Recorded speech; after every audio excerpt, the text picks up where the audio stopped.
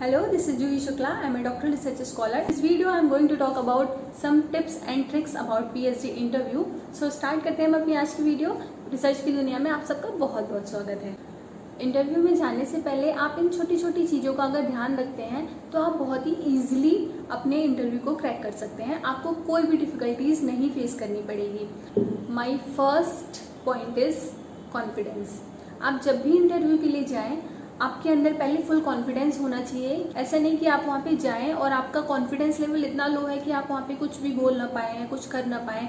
जो भी क्वेश्चन पूछे जाते हैं आप उसका बहुत ही पोलाइटली आंसर दें, बहुत ही अच्छे से आंसर दें। अगर आपको लगता है कि आपको कुछ चीज़ें नहीं आ रही हैं तो आपको घबराने की या परेशान होने की ज़रूरत नहीं है। आप इजीली मना कर सकते हैं, क्योंकि जो साइंटिस्ट होते हैं, प्रोफेसर होते हैं, ऐसा नहीं है उनको सब कुछ आता है, लेकिन आपका व्यू ऑफ टॉकिंग, आपका व्यू ऑफ कॉन्फिडेंस लेवल देख के वो बहुत सारी चीज़ें जज करते हैं। वो आपके क्वेश्चन आंसर्स को बिल्कुल नहीं देखते हैं, लेकिन वो ये जरूर देखते हैं कि आपके अंदर कितना कॉन्फिडेंस लेवल है, आप कितना अच्छा कर सकते हैं। And second point is post preparation.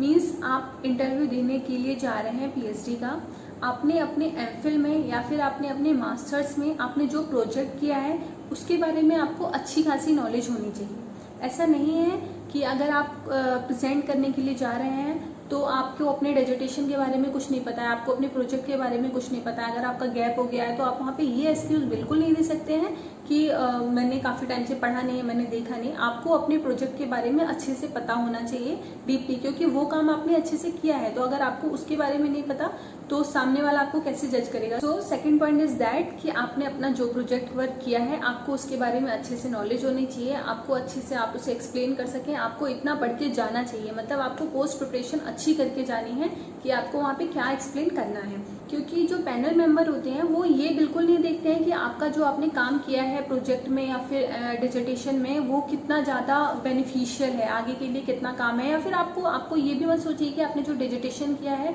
Future में वो आपसे उसके ऊपर काम कराने वाले हैं। ऐसा कुछ भी नहीं है।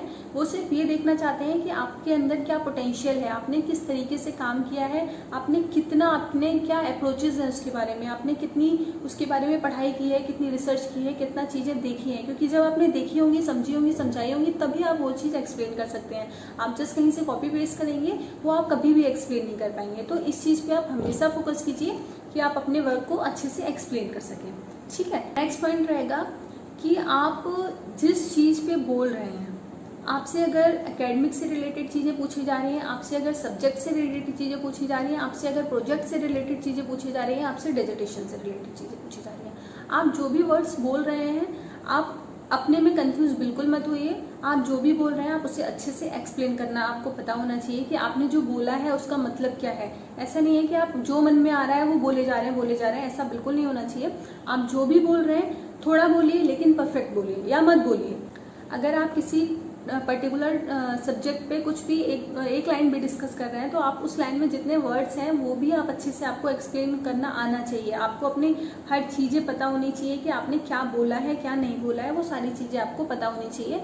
आप हर चीज़ की डेप्थ में आपकी नॉलेज होनी चाहिए, क्योंकि आप पीएचडी कर रहे हैं। आपको छोटी छोटी चीज़ें अगर नहीं पता होंगी तो फिर वो कैसे काम चलेगा। तो मीन्स आपको अपनी पुरानी चीज़ें पता होनी चाहिए कि आप पुरानी चीज़ों को कितना एक्सप्लेन कर सकते हैं। मेरा नेक्स्ट पॉइंट आएगा कि आप जो रिसर्च प्रपोजल सबमिट करते हैं, आपने रिसर्च प्रपोजल में आपके ऑब्जेक्टिव्स क्या हैं वो आपकी क्लियर होनी चाहिए। आपने चीज़ें कहाँ से ली हैं वो सारी चीज़ें आपकी क्लियर होनी चाहिए। आपने जो पॉइंट लिया है आपको उसके बारे में डेप्थ में नॉलेज होनी चाहिए कि उस पर्टिकुलर टॉपिक का पोटेंशियल कितना है, उस पर्टिकुलर टॉपिक की लिमिटेशंस क्या है, उस टॉपिक के बारे में आपको डेप्थ में नॉलेज होनी चाहिए। मीन्स जब आप इंटरव्यू देने जाएं तो आपके पास भले थोड़ी चीज़ें हों लेकिन उसको आप पूरा अच्छे से एक्सप्लेन कर सकें। आप इतनी उसकी प्रिपरेशन करके जाएं कि जब आपसे पूछा जाएगा कि आप अपना सब्जेक्ट इंटरेस्ट बताइए, तो आप जो भी सब्जेक्ट बोलते हैं, अगर माना कि आप क्वांटम फिजिक्स बोलते हैं, आप कोई सब्जेक्ट अपना नैनो टेक्नोलॉजी बोलते हैं, आप कुछ भी बोलते हैं, आप जो भी बोलें उसका बेसिक्स आपको बहुत ही क्लियर होना चाहिए कि अगर आप जो भी टॉपिक चूज कर रहे हैं उसका पोटेंशियल कितना है, उसकी लिमिटेशंस क्या क्या है, ये सारी चीज़ें आपको अच्छे से क्लियर होनी चाहिए। आपको अपनी लैंग्वेज पे अच्छी कमांड होनी चाहिए। डजेंट मैटर कि आप इंग्लिश में बोलते हैं, डजेंट मैटर कि आप हिंदी में बोलते हैं, या फिर कोई फर्क नहीं पड़ता आप किसी और लैंग्वेज में बोलते हैं, लेकिन आप जिस लैंग्वेज में भी बोल रहे हैं आप उस लैंग्वेज में चीज़ों को अच्छे से एक्सप्लेन कर सकें। आपकी कम्युनिकेशन स्किल अच्छी होनी चाहिए। ऐसा नहीं है कि आप कहना कुछ चाह रहे हैं, सामने वाला समझ कुछ रहा है। सो ऐसा नहीं होना चाहिए। आप अगर हिंदी में बोल रहे हैं तो आप बहुत ही अच्छे से बताइए कि आप ये चीज़ कहना चाह रहे हैं, आपके ऑब्जेक्टिव्स ये हैं, आपकी बातें ये हैं। कहीं ऐसा ना हो कि आप हिंदी बोल रहे हैं या फिर इंग्लिश भी बोल रहे हैं या कोई और भी लैंग्वेज बोल रहे हैं, उससे कोई फर्क नहीं पड़ता है, लेकिन आप जो भी बोलें बहुत ही क्लियरली और बहुत ही शॉर्टली बोलें। ऐसा नहीं कि आप किसी चीज़ को पकड़ के आप सोचो कि आपको 1 घंटा दे दिया जाए उस पर बोलने के लिए, तो ऐसा नहीं होगा। आपको अपनी बात 5 से 10 मिनट में ख़त्म करनी होती है।